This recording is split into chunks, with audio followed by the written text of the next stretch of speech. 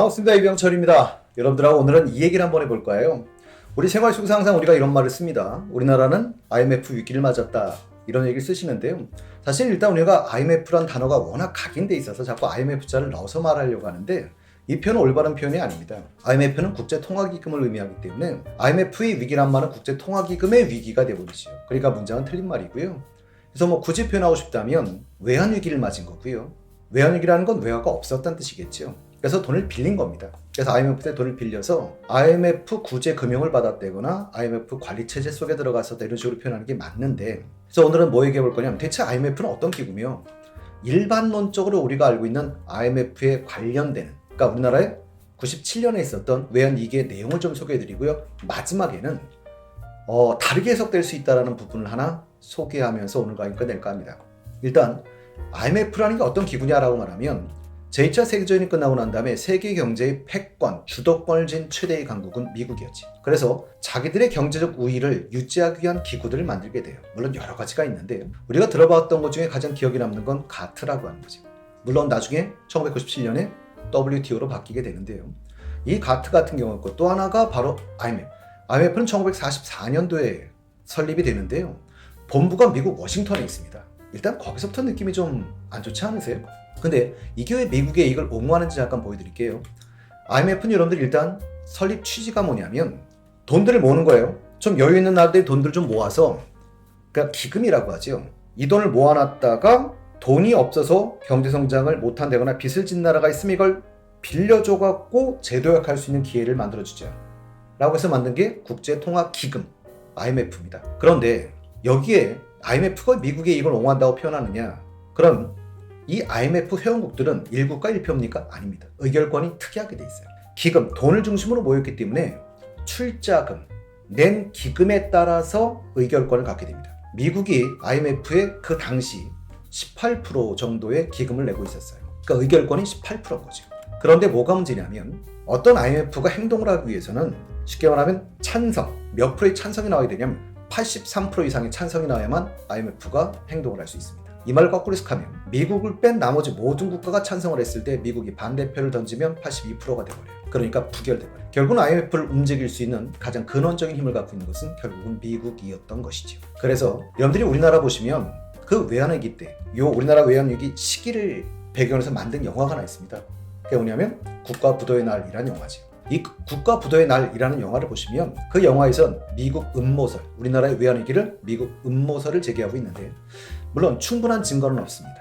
그런데 하나 재밌는 건 이 외환위기 때 나타났던 결과들을 놓고 본다면 아마도 그럴 가능성을 배제하기는 어려워 보이는 것도 사실입니다. 그럼 우리나라에 이런 외환위기가 왜 오게 되었느냐 이렇게 말하면 여러분들이 한국의 경제성장 과정에서 소개를 해드렸습니다만 우리나라는 사실은 빚져서 성장한 나라지.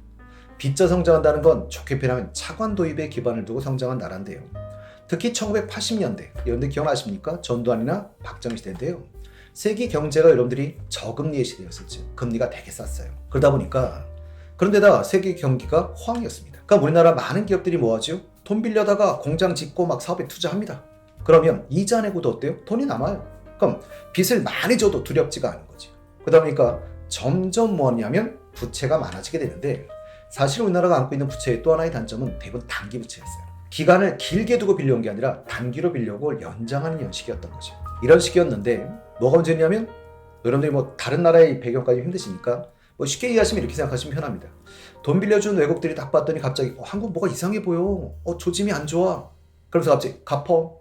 이렇게 말하니까 갑자기 돈을 갚는 게 쉽지 않았던 거죠. 그 당시로 많은 기업들이 무너집니다. 제가 지금 기억나는 기업만 딱 봐도 한보, 산미, 기아, 진로, 한라, 혜택, 쌍방울, 뉴코아 줄줄이 무너져요. 98년도 초에만 여러분들이 부도난 기업이 10,000개가 넘습니다. 이런 상황에 놓인 게 바로 한국이었던 거죠. 결국은 이런 일이 왜 벌어진 거죠? 돈이 없었죠. 뭐. 돈이 없어. 그럼 결국은 돈이 없다? 물론 여기서 말하는 돈은 우리나라 돈 아닙니다. 외화가 없어서 그런 거예요. 그러니까 결국은 돈을 빌리죠. 그럼 그 돈을 빌려주는 데가 IMF였던 겁니다. 그래서 IMF에다 구제금융이라는 걸 신청하게 되죠. 근데 물론 이런 특징은 있을 겁니다. 돈을 꿔주는 놈이 그냥 꿔줄까요? 그렇진 않지. 그러니까 당연히 조건이 있었던 거예요. 물론 조건에 보시면 물론 이런 것들이 있어요. 공기업을 민영화시켜라. 그 다음에 시장 경제를 활성화시켜라 이런 건데 이건 사실은 그들의 조건이나 요구가 아니었어도 언젠간 해야 될 일이니까 별로 그렇게 중요하진 않은 것 같은데요. 우리한테 그들이 악용할 수 있는 것들이 뭐가 있었냐면 자본시장의 개방, 그 다음에 기업 인수 합병을 간소화시켜라. 이런 부분이 이제 나중에 우리나라한테 좀 피해를 주게 되는 대목이 됩니다. 근데 원래 기간보다 좀 빠르게 2001년도에 사실은 4년 만에 IMF에서 벗어나게 되지요. 그런데 IMF에서 벗어나는 과정에 글쎄요, 슬픈 이야기인데 저는 그냥 재밌는 일이었다라는 걸 하나 소개해 드릴까요? 사실 당장 뭐였었냐면 돈이 없습니다. 돈이 없다 보니까 뭐 하지요? 달러를 모으지요. 그래서 집의 장롱 속에 숨어 있는 뭐 여행 갔다 오거나 뭐 그냥 모아놨던 이런 달러 있으면 갖고 나오세요라고 얘기를 해요. 그러니까 저처럼 집에 그냥 몇 불 있던 사람들도 가서 그걸 달러를 내놓게 됩니다. 근데 이 과정 속에 사실은 이 몇 불 모아서 큰 돈을 만들기는 어렵지요. 그럼 중요한 게 뭐죠? 뭉칫돈. 큰 돈이 필요한데 큰 돈을 가진 사람들이 갖고 나오질 않아요. 왜 갖고 나오지 않았을까요? 이 돈 어디서 났어? 자금 출처를 물을까봐 걱정을 했기 때문입니다. 그래서 정부에서 어떻게 하느냐면 묻지 않을게, 거성에서 묻지 않을게 이렇게 말했더니 그 말 또 거꾸로 해석하면 아마 음성적인 돈일 가능성도 있어 보이는데 실제로 그때 하나 재밌는 게 한 아주머니가 100만 불을 들고 나와요. 그러니까 여러분들이 어떤 아줌마죠? 되게 고마운 좋은 아줌마지. 생각을 좀 더 해보셔야 돼요. IMF 관리 체제, 쉽게 말하면 외환위기가 터지기 전에 우리나라 환율은 1불에 900원이었습니다. 그럼 여러분들이 100만 불이니까 얼마인 거죠? 9억 주고 사신 거예요. 어떻게 샀든 간에. 근데 외환위기가 터졌을 때 우리나라 환율은 1불에 1,600원이었습니다. 그러니까 이걸 16억으로 바꿔가신 거지. 과연 착한 아줌마였을까요? 그 덕에 심하게 표현하면 2배로 돈을 버신 거예요. 2배로 돈을 벌었는데 놀랍게도 외환위기를 맞으면서 기업들은 당장 현금 유동성이 낮은 기업들은 위기에 처했지만 그들은 당장 현금을 만드셔야 돼요. 그러니까 자기들이 갖고 있는 부동산이나 이런 걸 뭐 하게 되죠? 반값에 막 내놓습니다. 근데 좀 전에 가지마 기억나세요? 그냥 장롱 속에 그 정도의 돈이 있던 분 엄청난 부자겠지요. 근데 받고 간데 이걸 뭐 할 거냔 말이에요. 그래서 그걸 사들이기 시작합니다. 그걸 사들이기 시작하고 결국은 언젠가는 경기가 좋아지겠죠.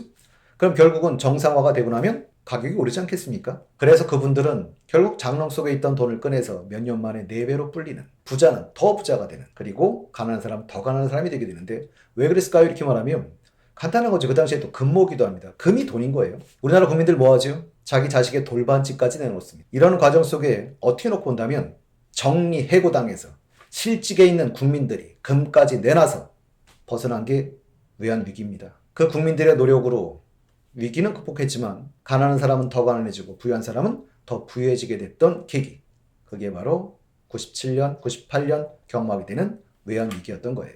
자, 이 외환위기 때 사실 또 하나 제가 가슴 아픈 건 뭐냐면 코리안 디스카운트라고 제가 표현하는데요. 한국을 팝니다. 빅세일 50%. 실제로 외국에 있었던 신문 기사이기도 합니다. 여러분들 어떤 일이 발생합니까? 이렇게 말하면 정말 20, 30년을 읽어왔던 우리나라 기업들이 헐값에 판매되기 시작합니다.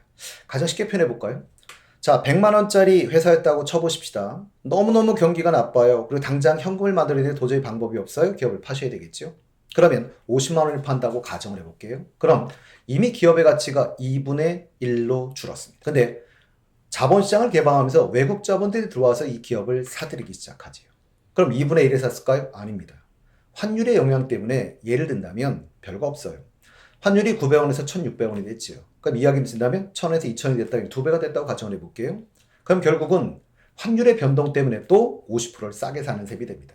그래서 실제의 기업의 가치가 이분 이해 못하시면 환율평가 한번 들으셔야 돼요. 근데 이 기업의 가치의 4분의 1 가격에 이걸 매입해 드리기 시작하는 거예요. 그래서 여러분들이 아마도 보신 적도 있을 겁니다. 이 외환은행의 론스타 매각 사건, 이 먹튀 사건을 보셨을 텐데요.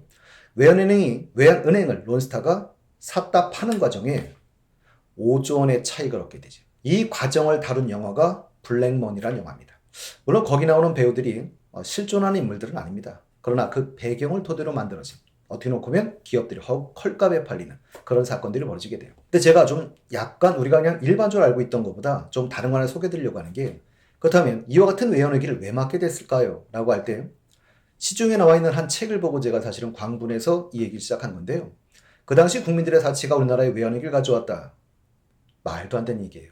물론 한 가지 원인으로만 외환위기를 설명할 수는 없겠습니다만 개인적으로 외환위기의 가장 직접적 원인은 김영삼 정권의 외환정책 실패입니다. 그럼 왜 이런 일이 발생했을까요? 이렇게 말하면 김영삼 정권 말기 96년도에 우리나라가 처음으로 1인당 GDP가 10,000불 시대를 맞게 됩니다. 그럼 1인당 GDP 10,000불 이렇게 말하면 우리나라 좀 이제 먹고 살만해졌어요. 이런 얘기를 하고 싶었던 거죠. 결국은 정권이 1년도 안 남은 상황에서 김영삼 정권은 자기 업적으로 치고 싶었어요.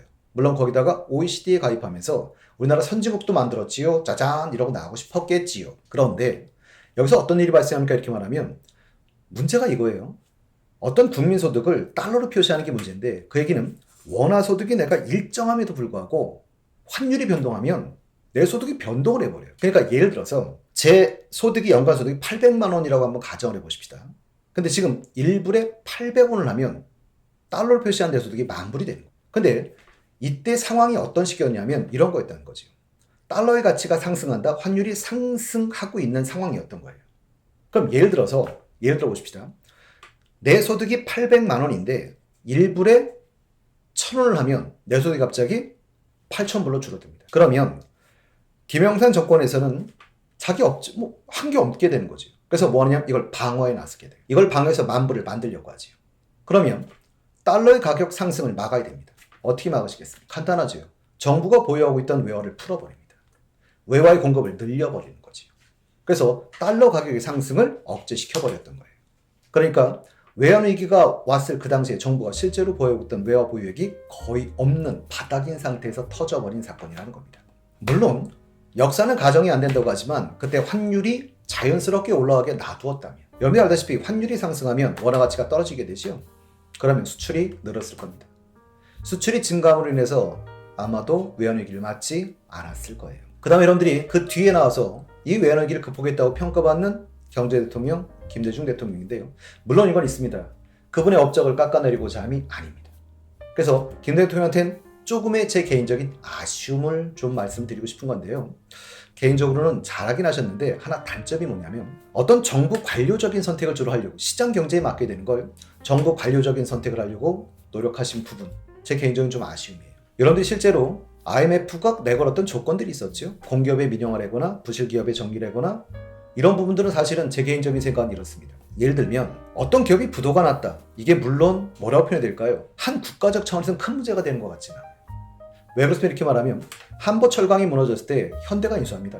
그러니까 현대제철이 되는데요. 여러분들이 진로도 무너졌을 때 롯데가 인수했죠. 그렇다면 어떻게 놓고 한 국가적 차원에서 놓고 본다면 망한 기업은 시장 경제에서는 언제나 나오는 거예요. 그러면 이 자체 한 국가에서는 큰 문제가 되지 않기 때문에 부실 기업을 정리하려고 애쓰지 않아도 사실 저절로 이루어질 겁니다. 그리고 이게 국가적 차원에서 큰 문제가 되지 않는데 제일 제 개인적으로 아쉬운 게 뭐였었냐면 정리해고를 쉽게 했던 부분이에요. 이 정리해고를 쉽게 하다 보니까 어떤 문제가 발생했죠? 라고 했더니 실업이 늘어나지.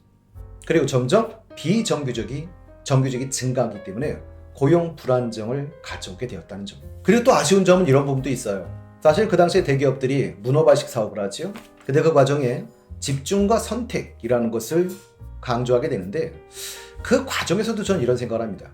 기업가들의 판단에 의해서 시장 경제에 의해서 자기가 집중적인 투자를 하고 그 기업이 망한다면 마찬가지로 다른 기업이 인수할 테니까 그것저는 큰 문제가 되지 않아요. 근데 뭐가 문제냐면 정부의 판단에 의해서 그 선택과 집중이 이루어졌다는 게 개인적으로 좀 아쉬워요. 그 당시에 LG반도체가 사실은 현대로 넘어가게 됩니다. 근데 LG가 내주고 싶어 내준 게 아니었다는 거지. 만약 이것도 물론 가정입니다만 LG반도체가 그대로 있었다면 지금 LG전자가 하고 있는 역할을 고려했을 때 어떻게 놓고 본다면 삼성전자를 앞서는 삼성반도체를 앞서는 반도체 회사가 우리나라에 나왔을지도 몰라요. 실제 여러분들이 그 당시에 그래서 어느 기업도 이 사업을 접게 되면 삼성이 자동차 사업을 접게 됩니다. 그런데 삼성의 기술력을 놓고 본다면 그때 삼성이 계속 자동차를 했다면 아마도 우리나라에 전기차가 상당히 많이 나왔을지도 모르겠다. 물론 결과론적인 이야기이긴 하지만 사실은 스스로의 선택에 의해서 이루어지도록 스스로의 선택과 어떤 집중이 이루어지도록 시장 경제에 맡겼어야 되는데요. 가시적인 성과를 빨리 내고 싶다는 측면에서 정부의 판단에 의해서 이루어졌다는 것이 상당히 좀 아쉽고요. 그 당시 또 한 가지 기업들이 매각이 될 때 하나 재밌는 게 국내 기업에 매각되지 않고 대부분 외국 자본에 매각이 됐던 이유는 외국 돈이 없어서겠지. 그러니까 외자를 유치하고 싶어서 그랬던 것 같긴 한데 기업에 대한 정보를 국내에서는 주로 제공하지 않고 외국에만 주로 제공하는 그리고 또 국내 기업들이 인수에 나섰을 때 자금을 틀어지는 쉽게 말하면 돈을 대출받지 못하게 하는 이런 식의 방식을 토대로 외국 기업에 팔려나가게 했던 것도 사실은 좀 아쉬운 부분입니다. 좀 빠른 시간 안에 어떤 긴 시간 안에 가시적인 성과를 노렸던 것이 지금으로선 저는 개인적으로 좀 많이 아쉽다는 생각이 드네요. 하지만 이건 결과론적 이야기고요. 실제로 여러분들한테 이해시키고 싶었던 건 IMF 관리체제가 뭐였다. 그리고 우리나라의 외환위기는 여러분들의 상상했던 것보다, 물론 경험하신 세대들은 정말 영화 속에 있는 가상보다 현실이 더 참혹했지. 그러나 그걸 경험하지 못한 분들에게 정말 우리나라에 이런 위기가 있었음이라는 걸 아셨으면 하는 생각에서 소개해드렸습니다.